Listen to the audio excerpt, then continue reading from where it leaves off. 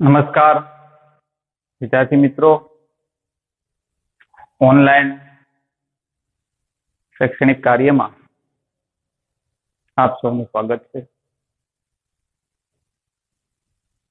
ધોરણ 10 ની અંદર સંસ્કૃત વિષયમાં આપણે 13મા કાવ્યની વાત કરતા હતા. શ્રીમદ ભાગવત ગીતામાંથી લેવામાં આવેલા એ શ્લોકો 7 શ્લોકોનો અભ્યાસ એ 13મા કાવ્યની અંદર એ આપણે કરવાનો થાય છે. એમાં અગાઉના 3 શ્લોકની વાત છે એ આપણે કરી ગયા, એમની સમજૂતી મેળવી. આજે એ 13મા કાવ્યના 4થા અને 5મા શ્લોકની એ વાત કરશું મિત્રો. આ બંને શ્લોક એ કાવ્યના સ્વાધ્યાયની અંદર અર્થ વિસ્તાર કરો એ પ્રશ્નની અંદર એનો ઉલ્લેખ, એટલે અર્થ વિસ્તાર માટે એમાં પૂછાઈ શકે. બરાબર, તો એ શ્લોકનો પણ અર્થ વિસ્તાર કેમ કરવો, બરાબર, એની સમજૂતી કેમ આપવી, એની વાત પણ આપણે વિગતે કરશું. 4થા શ્લોકની અંદર મિત્રો જ્ઞાનનો મહિમા સમજાવવામાં આવ્યો છે. અગાઉ વાત કરેલી છે કે શ્રીમદ ભાગવત ગીતા એ ગ્રંથમાં મુખ્ય 3 વિષયો છે: જ્ઞાન, કર્મ અને ભક્તિ. અહીં આ શ્લોકની અંદર જ્ઞાનનો મહિમા છે એ ભગવાન શ્રી કૃષ્ણ એ અર્જુનને સમજાવે કે જ્ઞાન, ક્યાં જ્ઞાનની વાત છે? જ્ઞાન પ્રાપ્તિનો માર્ગ. તો આ સંસારના વિષયોથી જે પર છે અને માત્ર ને માત્ર જેમને ઈશ્વરનું સ્વરૂપ, ઈશ્વર કેવો છે, ભગવાન કેવો છે, ખુદા કેવા છે, અલ્લાહ કેવા છે, ઈચ્છુ કેવા છે, પરમેશ્વર કેવા છે, એના સ્વરૂપને જેને જાણવાની ઈચ્છા છે, એની જ્ઞાન, એનું સ્વરૂપ કેવું છે, એ જ્ઞાન જેને પ્રાપ્ત કરવું છે, એવા વ્યક્તિ એ જ્ઞાનને પ્રાપ્ત કરી શકે. પણ શ્રદ્ધા હોય તો એ જ્ઞાનની વાત છે મિત્રો. તો કોને જ્ઞાનની પ્રાપ્તિ થાય છે અને જ્ઞાન પ્રાપ્તિ થયા પછી એની ફળશ્રુતિ શું, એ જ્ઞાની ભક્તને એમાંથી શું ફાયદો થાય, બરાબર, તેની વાત પણ તેમાં કરી છે. તો એનો અનુવાદ પહેલા કરશું કે શ્રદ્ધાવાન વ્યક્તિની વાત કરે છે કે શ્રદ્ધાવાન જે વ્યક્તિ છે, અનુવાદ કરીએ ત્યારે શ્રદ્ધાવાન કાઉન્સમાં લખવું હોય તો લખી શકાય વ્યક્તિ કાઉન્સ પૂરો જ્ઞાનમ લભતે. જ્ઞાનમ એટલે કે જ્ઞાન, ઈશ્વરના સ્વરૂપનું જ્ઞાન. લભતે પ્રાપ્ત કરે. શ્રદ્ધાવાન વ્યક્તિ એ જ્ઞાનને પ્રાપ્ત કરી શકે. અનશ્રદ્ધાળુ વ્યક્તિ ક્યારે જ્ઞાન પ્રાપ્ત કરી શકતા નથી મિત્રો. એને જ્ઞાન ન કહેવાય, એને અજ્ઞાન કહેવાય. કે જ્ઞાન પ્રાપ્તિનો જે માર્ગ છે, ભગવાન શ્રી કૃષ્ણ માધવથી અર્જુનને કહે છે કે જ્ઞાન પ્રાપ્તિનો જે માર્ગ છે એ માર્ગનું પેલામાં પેલું સોપાન છે, પેલું કોઈ પગથિયું હોય તો એ શ્રદ્ધા છે. શ્રદ્ધા હોવી જરૂરી છે. શ્રદ્ધાવાન વ્યક્તિને જ જ્ઞાનની પ્રાપ્તિ થાય છે. એથી આગળ ચૈતેન્દ્રિય એટલે કે ઇન્દ્રિયોને સંયમિત કરનાર, બીજી ભાષામાં કહેવું હોય તો ઇન્દ્રિયોને કાબુમાં રાખનાર. મિત્રો આપણે કુલ 11 ઇન્દ્રિયો છે: વાક, પાણી, પાદ, પાયુ, ઉપસ્ત્ર, શ્રોત, પ્રસાદ, ચક્ષુ, રસના, ઘ્રાણ અને મન. આ 11 ઇન્દ્રિયો છે મનુષ્ય. બરાબર, આંખ એ 11 ઇન્દ્રિયોમાં સરળ ભાષામાં કહેવું તો આંખ, કાન, નાક, જીભ વગેરે વગેરે. આંખથી આ 11 ઇન્દ્રિયો જે છે, 11 ઇન્દ્રિયોને જેને સંયમિત કરેલી છે, જેમને કાબુમાં રાખી છે. આંખથી ખરાબ જોવાનું નહીં, કાનથી ખરાબ સાંભળવાનું નહીં, જીભથી ખરાબ બોલવાનું નહીં. બહુ અઘરો માર્ગ છે મિત્રો. જ્ઞાન પ્રાપ્તિનો માર્ગ પણ સરળ નથી. આપણે ધારીએ એટલું સરળ નથી. હું તો એમ માનું કે જો તમને ભગવાનના સ્વરૂપ જાણવાની ઈચ્છા થતી હોય તો એ માનજો કે અમારા સદભાગ્ય છે. તો વિચાર પણ સરળ વ્યક્તિને ન આવી શકે. તમે ભાગ્યશાળી હોય, તમે જ્ઞાની હોય, તમારી અંદર કંઈક પડેલું હોય તો જ એવો વિચારથી આવે. તમારી ઇન્દ્રિયો એ કાબુમાં હોય તો જ વિચાર આવે. આવી 11 ઇન્દ્રિયો પર જેમને કાબુ મેળવ્યો છે, એમને સંયમિત કરી છે, એમને સહેતેન્દ્રિય કહેવામાં આવે, જેને જીતેન્દ્રિય પણ કહેવામાં આવે. જીતેન્દ્રિય પણ પુત્ર હનુમાનનો એ શ્લોક છે, જીતેન્દ્રિયમ બુદ્ધિમતામ વરિષ્ઠામ વાતાત્મયમ વાનર યુથ મુખ્યમ શ્રીરામ દૂતમ ચરણમ પ્રપદ્યે. ત્યાં હનુમાનનો સંબોધન છે જીતેન્દ્રિય, કારણ કે હનુમાને પોતાની બધી જ ઇન્દ્રિયો ઉપર વિજય મેળવેલો હતો. એમણે સંયમિત કરેલી હતી, એટલે એને જીતેન્દ્રિય પણ કહેવામાં આવે. આવા વ્યક્તિને જ જ્ઞાનની પ્રાપ્તિ થાય છે. બોલવું સરળ છે મિત્રો. આપણો માત્ર એક ઇન્દ્રિય ઉપર કાબુ નથી રાખી શકતા, તો બધા જ પ્રકારની ઇન્દ્રિયો ઉપર કાબુ મેળવવો ખૂબ કપરી બાબત છે. તો જો જ્ઞાનની પ્રાપ્તિ કરવી હોય તો શ્રદ્ધાવાન વ્યક્તિને જ્ઞાનની પ્રાપ્તિ થાય છે. એથી આગળ શું વાત કરી કે ઇન્દ્રિયોને કાબુમાં રાખનાર, તત્પર એટલે કે સાવધાન. જ્ઞાન પ્રાપ્તિનો જે માર્ગ છે એમના ઉપર જે સાવધાન છે, તત્પર છે, બીજી ભાષામાં કહેવું હોય તો કાર્યરત છે. થોડો સમય ભક્તિ કરે અને કોઈ સામાન્ય વ્યક્તિ આવીને કહી દે, ના આ સંસારની અંદર ખુદા નથી, અલ્લાહ નથી, ઈશ્વર નથી, તું કોઈ તત્વ નથી, અને એ ભક્તિ કરવાનું બંધ કરી દે, એમ નહીં. ગમે તેવા કપરા ચઢાણો આવે મિત્રો, મુશ્કેલીઓ આવે, છતાં એ જ્ઞાન પ્રાપ્તિનો જે માર્ગ છે એમના ઉપર એ લપસતો નથી, એમના ઉપર સતત એ કાર્યરત છે, તત્પર છે. તેવા વ્યક્તિને જ જ્ઞાનની પ્રાપ્તિ થાય છે. એટલે ઇન્દ્રિયોને કાબુમાં રાખનાર, અહીંયા આપણે એને ટૂંકમાં અર્થ સમજવો હોય તો તત્પર એટલે કે સાવધાન. એમાં ઘણી બધી મુશ્કેલીઓ આવતી હોય, પણ જે સાવધાન વ્યક્તિ હોય એમને જ જ્ઞાનની પ્રાપ્તિ થાય છે. એટલે ઇન્દ્રિયોને કાબુમાં રાખનાર, સાવધાન.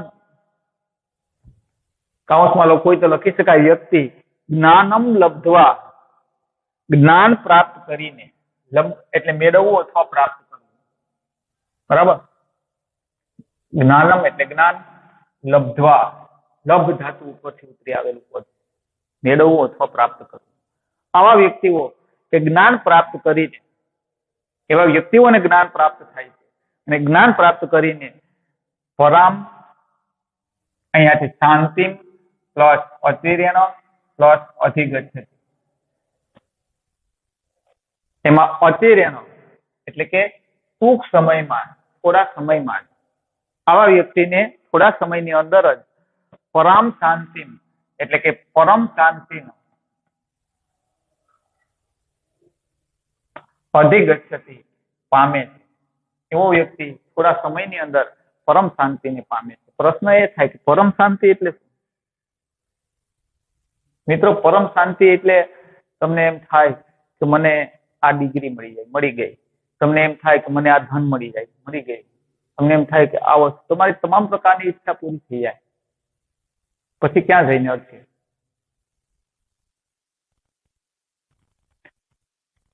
ઈચ્છા બલીએ છે, ઈચ્છા બળવાન છે. મિત્રો, એ ક્યારેય તૃપ્ત થતી નથી. અર્થશાસ્ત્રની ભાષામાં કેવું હોય તો એક ઈચ્છા પૂર્ણ થાય ત્યાં અનેક ઉદ્ભવે, નો અંત ન આવે. પણ તમે મનથી સંતોષ માનો, મને જે મળ્યું છે, મને જે ભગવાને આપ્યું છે, એ મારી કક્ષા પ્રમાણે, લાયકાત પ્રમાણે મને મળ્યું છે, એમાં એ સંતોષ માને અને એકે એક ક્ષણ, બરાબર, એ આનંદમય રહે, શાંતિપૂર્ણ જીવન જીવે. એમના હૃદયની અંદરથી આનંદની સ્ફૂર્તિ થાય અને પરમ શાંતિ કહેવાય. એક ક્ષણ એના જીવનમાં એના ચહેરા ઉપર ક્યારેય દુઃખ જેવું કોઈ તત્વ ન હોય, એને પરમ શાંતિ કહી શકાય. એવા વ્યક્તિ અતિરેનો ટૂંક સમયમાં પરમ શાંતિને અધિગચ્છતિ પામે છે. ફરી આખા શ્લોકનું ગુજરાતી જોઈએ. શ્રદ્ધાવાન લભતે જ્ઞાનમ.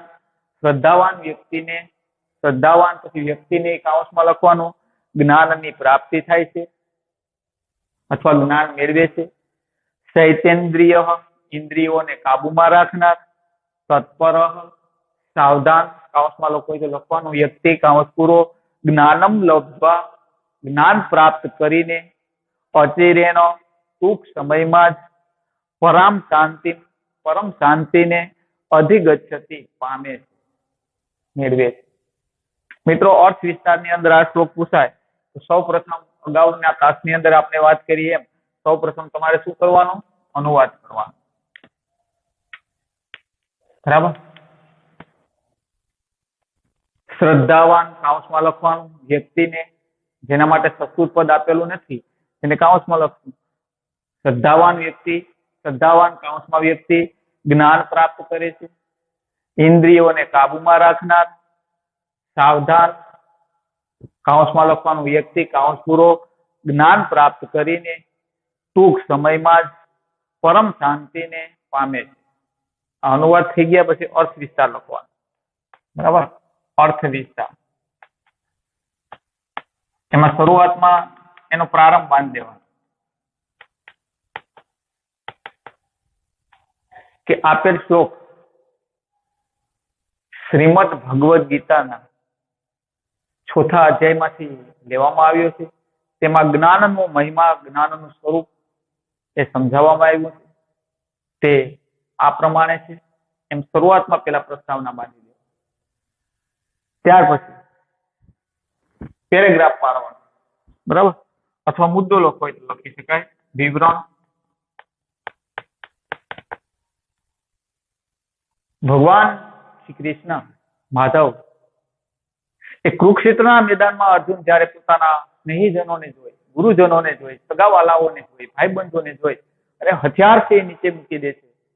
બરાબર. પોતે કાયર બની જાય છે ત્યારે શિથિલ વ્યક્તિને, કાયર વ્યક્તિને માનસિક રીતે સજ્જ કરવા માટે, એને મનોબળ પૂરું પાડવા માટે ભગવાન શ્રી કૃષ્ણ શ્રી ઉપદેશ આપે છે. તેમાં કૃષ્ણ ભગવાન શ્રી અર્જુનને કહે છે, જ્ઞાનનો મહિમા પણ તે સમજાવે છે અને કહે છે કે શ્રદ્ધાવાન વ્યક્તિને જ્ઞાનની પ્રાપ્તિ થાય છે. ઇન્દ્રિયોને કાબુમાં રાખનાર, સાવધાન, જ્ઞાન પ્રાપ્ત કરીને આવા શ્રદ્ધાવાન વ્યક્તિઓ ટૂંક સમયમાં જ પરમ શાંતિને પ્રાપ્ત કરે છે. તો જ્ઞાન પ્રાપ્તિનો જે માર્ગ છે મિત્રો, એ માર્ગ ઉપર એનો પ્રથમ કોઈ સોપાન હોય તો તે શ્રદ્ધા છે. એ શ્રદ્ધા હોવી જોઈએ. શ્રદ્ધા બલીય છે, શ્રદ્ધા બળવાન છે. શ્રદ્ધાવાન લભતે જ્ઞાન. શ્રદ્ધાવાન વ્યક્તિને જ જ્ઞાન પ્રાપ્ત થાય છે. અંધશ્રદ્ધા વસ્તુ અલગ છે. એટલે શ્રદ્ધાવાન વ્યક્તિને એ જ્ઞાન પ્રાપ્તિનો જે માર્ગ છે એમાં શ્રદ્ધા રાખી, તેને ઇન્દ્રિયોને કાબુમાં રાખી, સાવધાન બની અને એ જ્ઞાન પ્રાપ્ત થતા એને ટૂંક સમયની અંદર જ પરમ શાંતિની પ્રાપ્તિ થાય છે અને તે ઈશ્વરના સ્વરૂપને જાણી શકે છે, ઈશ્વરને સમજી શકે છે, ખુદાને સમજી શકે છે, અલ્લાહને જાણી શકે છે, ઈશ્વરને જાણી શકે છે, સમજી શકે છે. એના માટે જ્ઞાન પ્રાપ્તિનો માર્ગ થી મોકળો બને છે. એટલે શ્રદ્ધાનો મહિમા સમજાવ્યો. શ્રદ્ધા વિશે 1 થી 2 પંક્તિમાં લખવું હોય તો લખી શકે. બરાબર. શ્રદ્ધા ગુજરાતીમાં લખવું હોય તો એ કોટેશન એવા લખી શકાય કે શ્રદ્ધા બળવાન છે. શ્રદ્ધા વસ્તુ અશક્યને પણ શક્ય બનાવે છે. બરાબર. એવા કોઈ વાક્ય કે કોટેશન આવડતા હોય તો લખવાનું. છેલ્લે 1 થી 2 પંક્તિની અંદર એનો અંત એટલે કે બોધ એમાં લખવાનું કે શ્રીમદ ભાગવત ગીતાના આ શ્લોકની અંદર ભગવાન શ્રી કૃષ્ણ અર્જુનને જ્ઞાનનો મહિમા, જ્ઞાનનું સ્વરૂપ સમજાવવાનો બોધ છે એ આપે છે. અથવા તો જ્ઞાન પ્રાપ્તિ કરવા માટે દરેક મનુષ્યએ પ્રયત્નશીલ કરવા જોઈએ. બરાબર. બીજી રીતે એવું ના હોય કે બોધ એક જ પ્રકારનો હોય શકે, ફિક્સ આવો જ હોય શકે, બરોબર. થોડો ઘણો ફેરફાર એમાં હોય શકે. એમ પણ લખી શકો કે મનુષ્યએ ઈશ્વરના સ્વરૂપને, ઈશ્વરને જાણવાના, ખુદાને જાણવાના, અલ્લાહના જાણવાના, ઈશ્વરને જાણવાનો જે માર્ગ ઉપર શ્રદ્ધા રાખી જ્ઞાન પ્રાપ્તિ માટે સતત પ્રયત્ન કરતા રહેવું જોઈએ, એવું પણ લખી શકાય. ત્યાર પછી મિત્રો 5મા શ્લોકની વાત કરશું. 13મા કાવ્યના એ આ 5મા શ્લોકની અંદર મિત્રો ભગવાન શ્રી કૃષ્ણ એ અર્જુનને આ સંસારની અંદર જે ભગવાનનું ભજન કરે છે, ભગવાનને જે ભજે છે, ભગવાનના જે ગુણગાનો ને ગાય છે, એનું સ્મરણ કરે છે, એને યાદ કરે છે, આવા જે ભક્તો છે, બરાબર, તેને ભક્તો કહેવાય.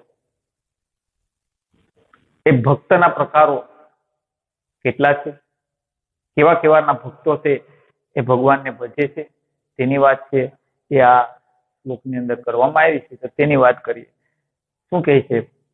ભગવાન શ્રી કૃષ્ણ માધવ એ અર્જુનને સંબોધન કરીને કહે છે કે નીચેની પંક્તિ શરૂઆત કરશું. ભરત અર્ષભ, એ પદને પેલા ભરત અર્ષભ, ભરત વંશના શ્રેષ્ઠ રાજા, ભરતવંશી રાજા. અર્જુન છે એ ભરત વંશની અંદર થઈ ગયેલો. ભરત નામનો જે રાજા હતો એના વંશમાં થઈ ગયેલો અર્જુન, એટલે એને ભરતવંશી કહેવાય.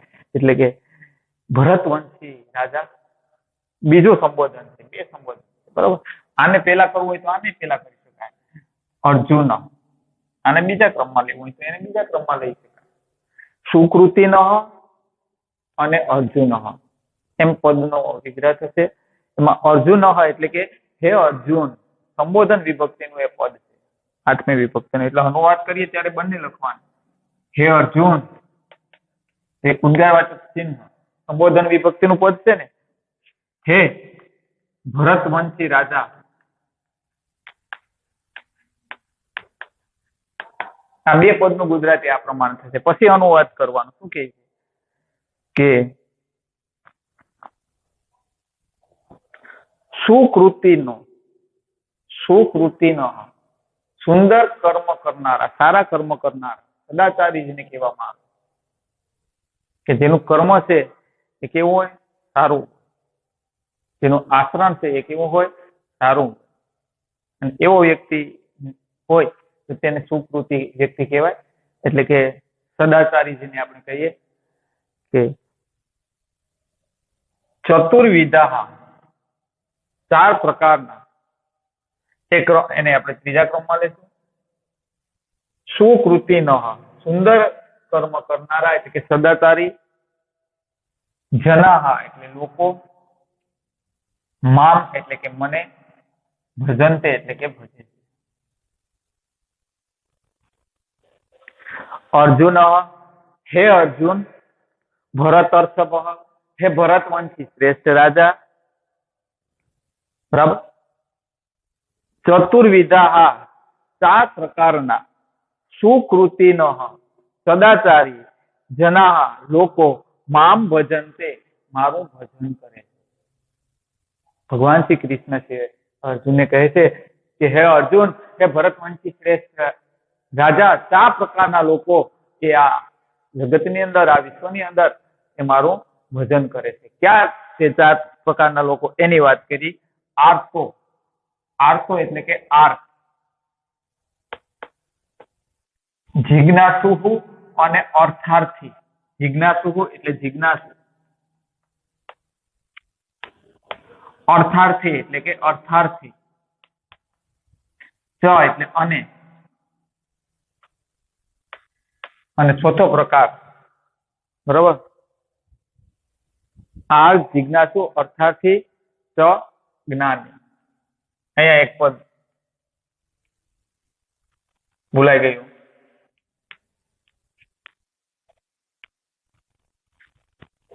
અને જ્ઞાની.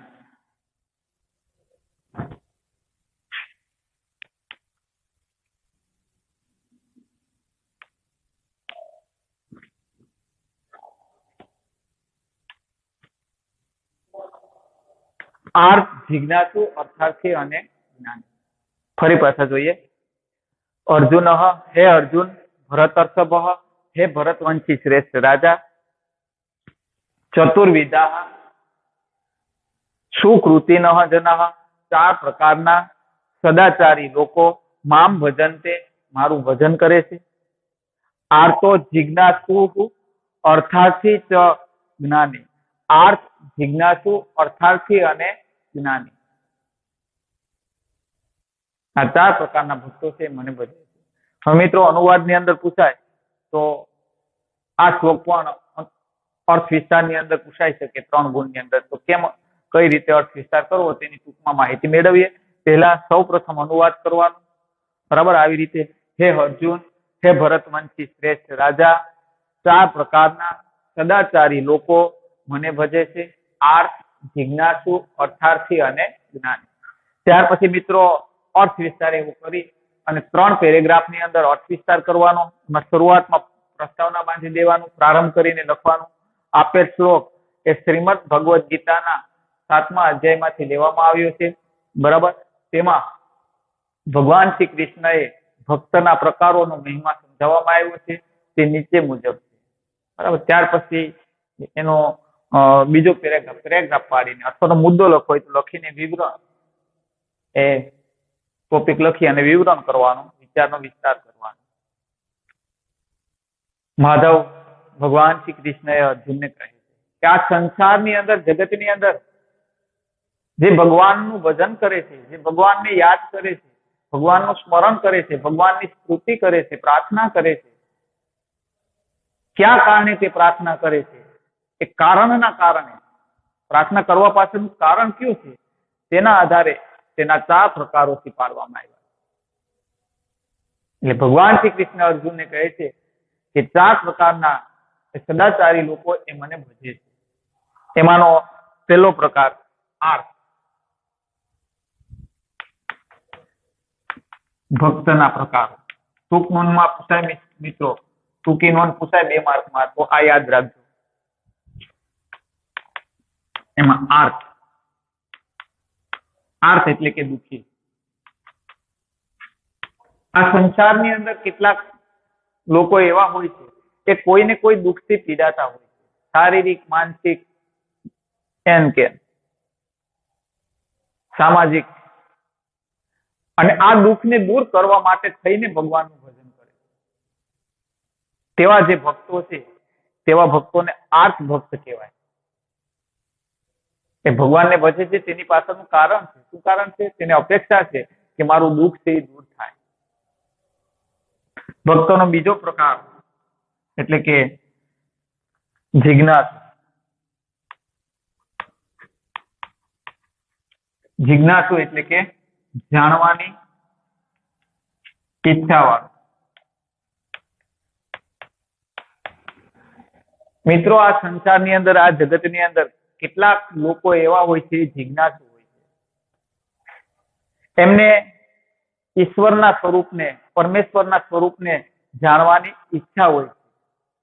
અને ઈચ્છાને પૂર્ણ કરવા માટે, ઈશ્વરને જાણવા માટે થઈ, બરાબર, પોતાની જિજ્ઞાસાને પૂર્ણ કરવા માટે થઈ અને ભગવાનનું જે ભજન કરે છે, ભગવાનને જે ભજે છે, તેવા જે ભક્તો છે તે જિજ્ઞાસુ ભક્ત કહેવાય. ભક્તનો ત્રીજો પ્રકાર એટલે કે અર્થાર્થી. અર્થી કંઈક ધન, સત્તા, સંપત્તિ, પદ, ધન માટે થઈને, કંઈક સત્તા મેળવવા માટે થઈને, કંઈક પદની પ્રાપ્તિ કરવા માટે થઈને, સંતાનની પ્રાપ્તિ માટે થઈને, કે સંપત્તિની પ્રાપ્તિ કરવા માટે થઈને, બરાબર, કે સારા ટકા મેળવવા માટે થઈને, કંઈક અર્થ હોય, ભગવાનને ભજે છે એની પાછળ કોઈક અર્થ છુપાયેલો હોય, હેતુ છુપાયેલો હોય, બરાબર, કે મને ભાઈ પુષ્કળ પ્રમાણમાં ધન, લક્ષ્મીની પ્રાપ્તિ થાય, કે મને સંતાનની પ્રાપ્તિ થાય, કે મને પદની પ્રાપ્તિ થાય, કે મને પ્રતિષ્ઠાની પ્રાપ્તિ થાય. આ અર્થને પૂર્ણ કરવા માટે થઈ અને ભગવાનને જે ભજે છે તેવા ભક્તોને અર્થાર્થી ભક્ત કહેવાય. સ્વાર્થી જેને કહેવામાં આવે. શું કહેવામાં આવે? સ્વાર્થી. તેવા જે ભક્તો છે તે અર્થાર્થી પ્રકારના ભક્તો છે. અને લાસ્ટ છેલ્લે જ્ઞાની, કે જે ભક્તો છે એ આ સંસારિક જે વિષયો છે, અન્ય વિષયો, એ મોહ માયાથી પર છે. એ ઈશ્વરના સ્વરૂપને જાણે છે, જેમને ઈશ્વરનું જ્ઞાન પ્રાપ્ત થયેલું છે. આવા જે ભક્તો છે અને એ ઈશ્વરને, પરમ તત્વને, પરમેશ્વરને જ્ઞાનની પ્રાપ્તિ કર્યા પછી, એને જાણ્યા પછી એ ભગવાનનું ભજન કરે છે. અને જ્ઞાન અને સમજના આધારે આવા જે ભક્તો છે તેવા ભક્તોને જ્ઞાની ભક્ત કહેવાય. તેને વળતા કોઈ અપેક્ષા નથી. ભગવાનનું ભજન કરે છે એની પાછળ વળતા કોઈ અપેક્ષા નથી. હું ભગવાન તમારું ભજન કરું એટલે મને આ વસ્તુની પ્રાપ્તિ થવી જોઈએ. બરાબર? કોઈ પણ પ્રકારના બદલાની અપેક્ષા વિના, ફળની અપેક્ષા વિના, બરાબર, એ જ્ઞાની ભક્ત છે, ભગવાનને ભજે છે. આમ આઠ જિજ્ઞાસુ, અર્થાર્થી અને જ્ઞાની, એમાં અંતે ભગવાન શ્રી કૃષ્ણ એ કહે છે કે જ્ઞાની ભક્ત સમે પ્રિય. આ 4 પ્રકારના ભક્તોમાં જે જ્ઞાની ભક્ત છે એ મને વધારે પ્રિય છે. ઘણું બધું આપણે બોલવું હોય તો બોલી શકાય, લખી શકાય, પણ સમયને ધ્યાનમાં રાખી આપણે ટૂંકમાં વાત કરીશું. આ ભક્તના 4 પ્રકારોની ટૂંકમાં ચર્ચા કરવાની તમારે વિવરણની અંદર, અને ત્યાર પછી અંતે અંત અથવા બોધ, બરાબર, કે આ સંસારની અંદર મનુષ્ય જ્ઞાની ભક્ત બની અને ભગવાનનું ભજન છે એ કરવા માટેના પ્રયત્ન છે એ કરવા જોઈએ અને ભગવાનને પ્રિય બનવું જોઈએ. હવે મિત્રો, બંને શ્લોકનું હું ગુજરાતી બોલીશ, તમારે એનું સંસ્કૃત પદ પકડવાનું, જેથી કરી અને એનું પુનરાવર્તન થઈ જાય. શ્રદ્ધાવાન, કાઉન્સમાં લખવાનું, વ્યક્તિને જ્ઞાનની પ્રાપ્તિ થાય છે. ઇન્દ્રિયોને કાબુમાં રાખનાર, સાવધાન, જ્ઞાન પ્રાપ્ત કરીને ટૂંક સમયમાં જ પરમ શાંતિને પ્રાપ્ત કરે છે. ત્યાર પછી, હે અર્જુન, હે ભરતવંશી શ્રેષ્ઠ રાજા, 4 પ્રકારના સદાચારી લોકો મને ભજે છે. આર્થ, જિજ્ઞાસુ, અર્થાર્થી અને જ્ઞાની. મિત્રો, હવે પછીના બાકીના 2 શ્લોકની વાત એ હવે પછીના તાથની અંદર કરશું. મિત્રો, અસ્તુ. જયતુ સંસ્કૃતમ, જયતુ ભારતમ. ધન્યવાદ.